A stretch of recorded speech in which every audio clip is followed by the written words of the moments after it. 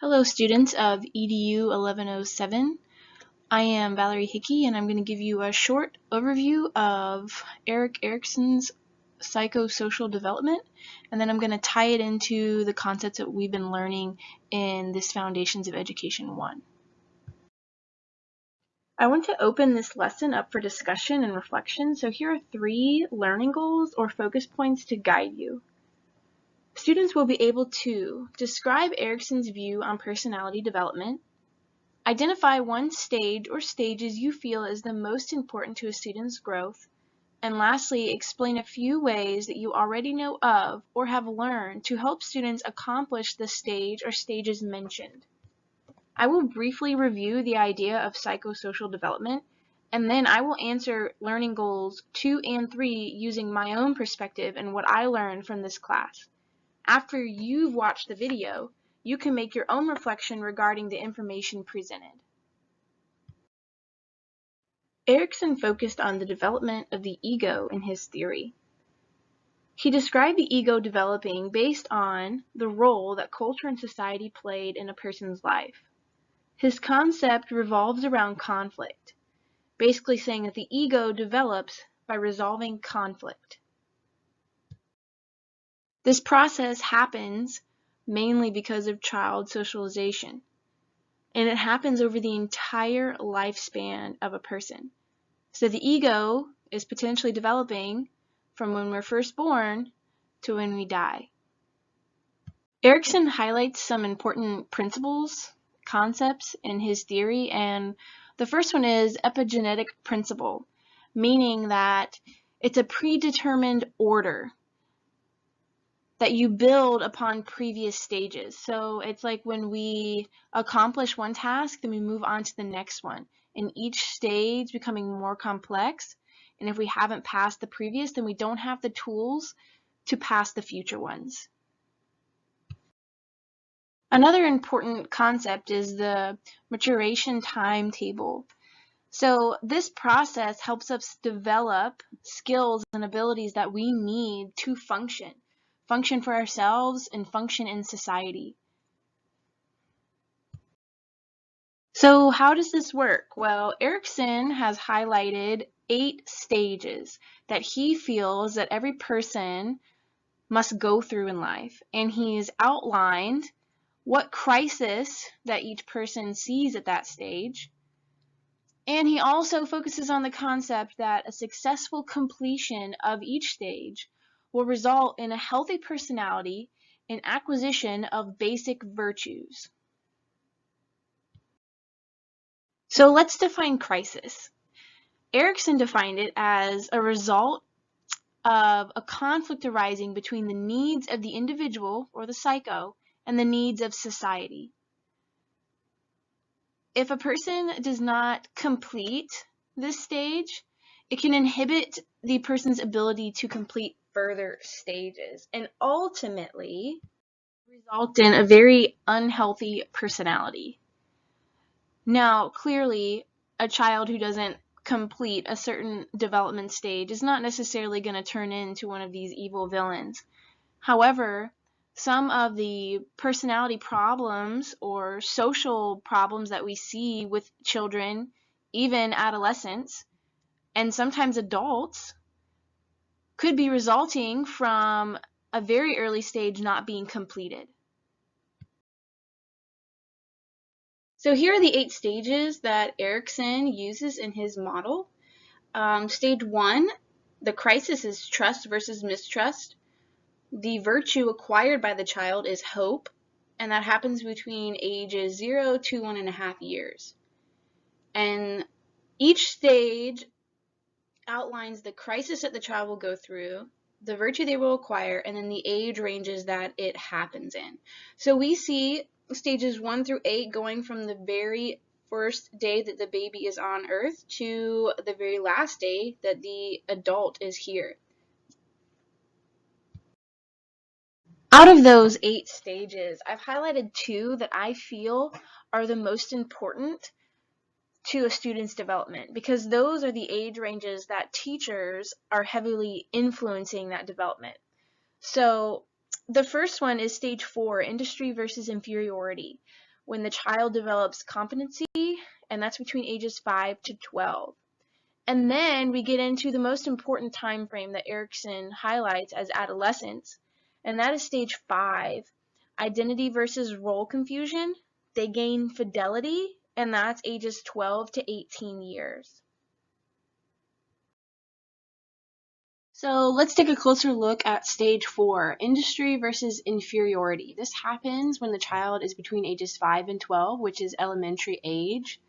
And in this stage, their peers become a significant influence in their life.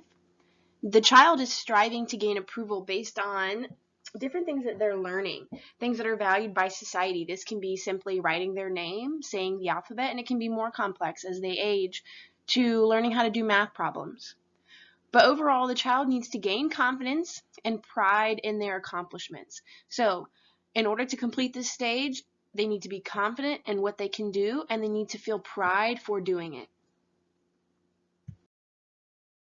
And now stage 5 is identity versus role confusion. And again, this happens in the adolescent stage, ages 12 to 18.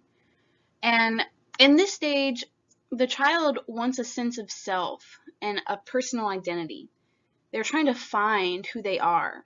And they do this by exploring different things around them until they finally reach fidelity, where they're comfortable with themselves and comfortable with differences between themselves and other people in society.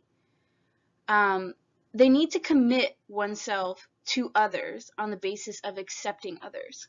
So basically, they are confident in who they are, and then they're also accepting of other people's differences. They're allowing other people to be who they want to be. If a child has not successfully completed this stage and gained an identity, then we essentially have an identity crisis.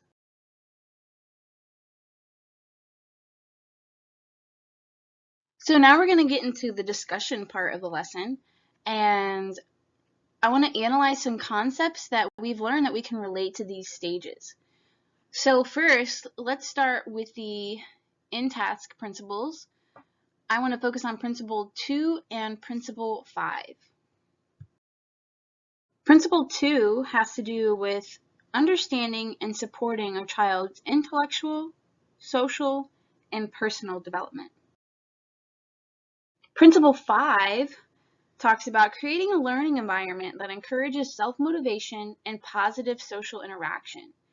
So we can see how both Principle 2 and 5 relate to stages 4 and 5 of Erikson's theory, because teachers are not only needed to teach the subject matter, but also to create these environments that promote student growth, not just with education, but with developing a solid, positive, healthy personality. So now that we can see the connection between Erikson's view on personality development and the concepts that we've been learning through our reading and research in this class, let's focus on some ways that we can actually achieve this in the classroom. So how can we create an environment that is not only positive, but promoting growth in the children? So we can implement this in the classroom by using differentiated instruction.